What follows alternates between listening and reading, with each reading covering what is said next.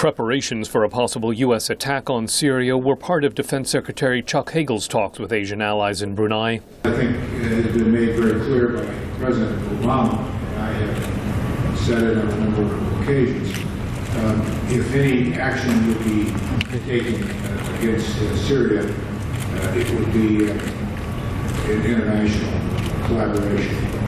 Hagel meeting with Asian defense ministers amid U.S. preparations for attacking Syria is an important sign for the region, says Asia analyst Patrick Cronin. These are countries that really look to the United States, not just for economic influence, but ultimately for their security insurance. And for the United States not to show up at a meeting like this, not to take a trip that has long been planned, would send the completely wrong signal. But what does it mean for the Obama administration's so-called Asia pivot of military, diplomatic, and commercial resources to the region? Asia analyst Michael Oslin. Syria is knocking Obama off his Asian mojo. It's really not because Syria is that significant, but because it is a perfect encapsulation of the problem of saying we're choosing between regions and yet not really being able to, and then leaving the area that you said you're going to focus on somewhat in the lurch.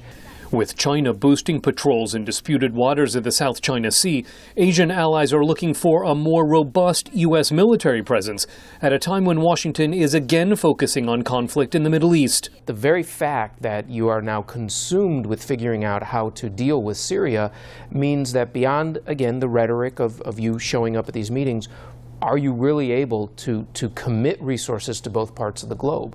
Resources for the Asia pivot were to come from U.S. drawdowns in Iraq and Afghanistan, but budget cuts have slowed that redeployment even before the military buildup off Syria, says Asia analyst Doug Bandow. What we're seeing with Syria now shows how hard it is for the U.S. to maintain this kind of global presence at a time of shrinking resources, and that is going to affect everything.